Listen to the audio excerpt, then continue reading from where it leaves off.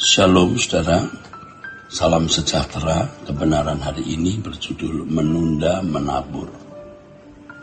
Gereja harus memberi pelayanan yang baik, yaitu mengajarkan kebenaran yang dapat mengubah cara berpikir atau paradigma jemaat.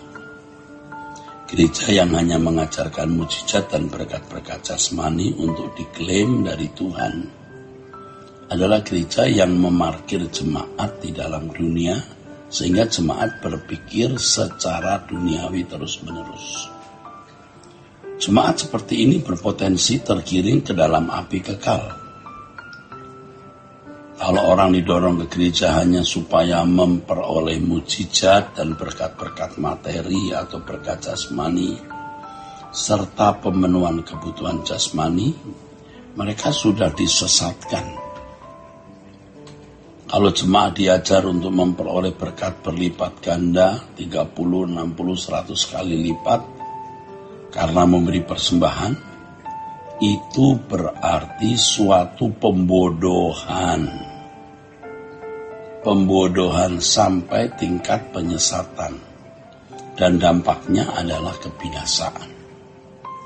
Pendeta dari gereja-gereja seperti itu merasa bahwa mereka sedang melayani Tuhan dengan memberkati jemaat dengan berkat jasmani yang menurut mereka sebagai kebutuhan utama. Tanpa disadari, pendeta-pendeta tersebut sebenarnya menyesatkan jemaat dengan memindahkan fokus. Seharusnya fokus jemaat itu ditujukan ke kerajaan Allah. Langit baru, bumi baru, mencari perkara-perkara yang di atas, bukan yang di bumi. Tetapi karena ajaran pemenuhan kebutuhan jasmani yang diutamakan, fokusnya disimpangkan.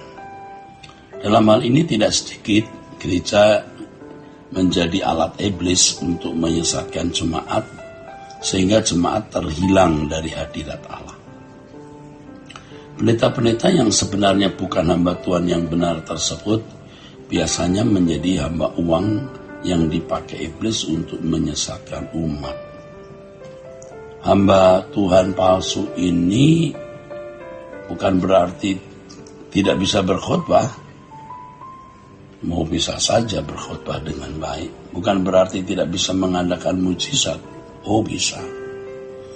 Mereka bisa mengadakan mujizat. Orang-orang seperti itu juga memikat banyak orang karena perilakunya kelihatan baik, sulit dijumpai kesalahannya, bisa berpenampilan kelihatan agung, ya, mulia.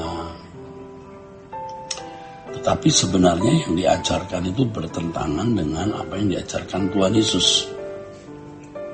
Ya, ini orang-orang yang tidak melakukan kehendak Bapa.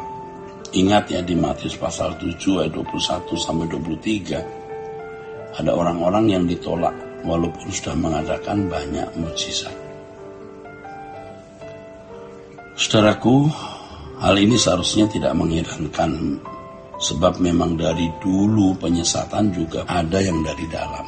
Setan bukan hanya bisa ada di luar gereja, melainkan juga bisa melingkar di mimbar gereja dan mengajarkan ajaran yang tidak membawa jemaat kepada Allah dan kerajaannya.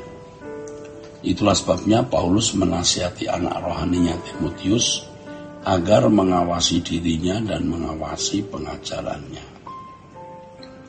Oleh sebab itu pastinya setiap orang harus lebih memeriksa dirinya sendiri daripada menilai orang lain dan menghakimi.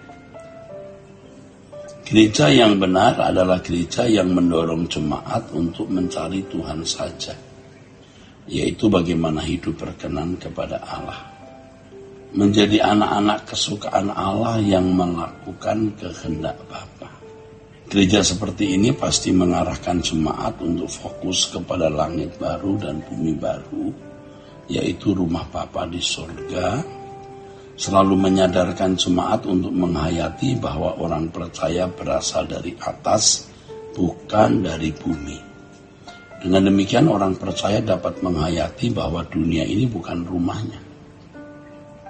Nah, ini baru namanya gereja yang membangun anggota keluarga kerajaan surga. Dalam hal ini gereja seharusnya kembali kepada maksud tujuan keselamatan.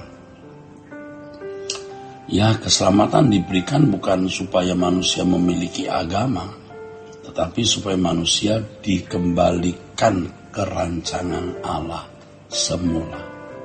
Jadi fokus pelayanan gereja mestinya adalah perubahan jemaat. Perubahan kehidupan jemaat dari seorang yang berkodrat dosa menjadi manusia yang berkodrat ilahi. Selain gereja mengajarkan kebenaran, tentu saja para pelayan jemaat harus menjadi teladan bagaimana hidup seseorang yang telah dikembalikan ke rancangan Allah semula.